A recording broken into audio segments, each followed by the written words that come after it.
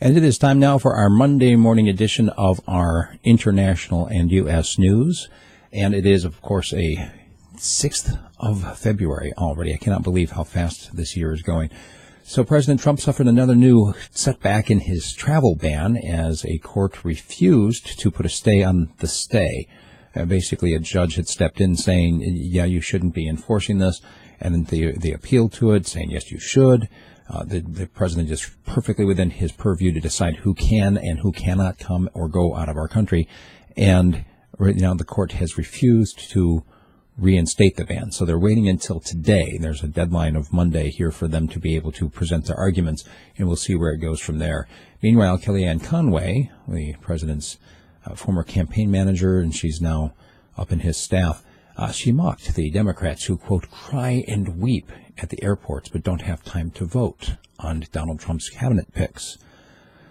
Republicans faced some angry crowds over the weekend over the Obamacare repeal that they're planning, with chants of shame on you. In some cases, the Republicans having to be escorted out of the venue by law enforcement for their own protection. Meanwhile, Vice President Michael Trump came forward and said that Trump is going to make a decision soon on Iran and anti-Russian sanctions. So we're all waiting to see what is decided on behalf of our countries. Meanwhile, in Ukraine, security forces are preparing an offensive in the direction of Donetsk, and a group calling themselves Free Russia is advising Ukraine, hey, step it up. This is the time to act. Go for it.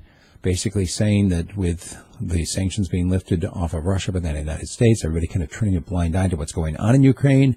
Now is the time for Ukrainians to rise up. Meanwhile, some reports from Al Jazeera about a Russian serviceman who was killed in Syria. The Russian Defense Ministry says, well, that is a lie. In France, the far-right's Le Pen has railed against globalisation in her announcing her candidacy for president. And in Russia, far-right candidate Zhirinovsky apparently is planning a run for the presidency of Russia in 2018. Now, Benjamin Netanyahu is going to be pressing Theresa May of Britain for a tougher line on Iran. Of course, the issue with the missile program and the nuclear deal hanging in the balance. And the German Foreign Ministry has said that the upcoming U.S. and Russian rapprochement is going to help to solve world crises in general.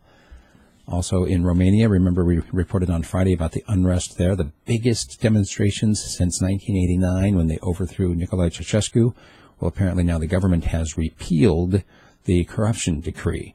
They had basically said that they were going to make it so that certain crimes of corruption were not going to be considered crimes anymore. Now they've repealed that in the face of the ongoing protests.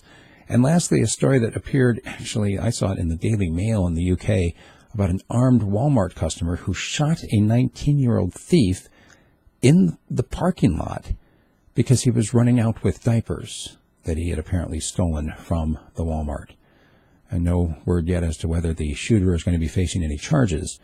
But my understanding of the law, at least in Alaska, is that you can't shoot someone for running when he's running away.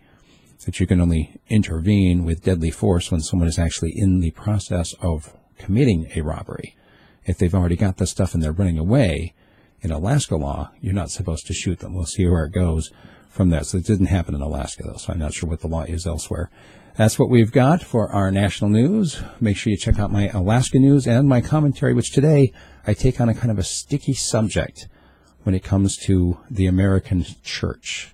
I want you to get your feedback on that. And if you like what I'm doing, please support me either through Patreon or by buying a direct subscription at radiofreespeech.com. Thank you very much and have a wonderful day.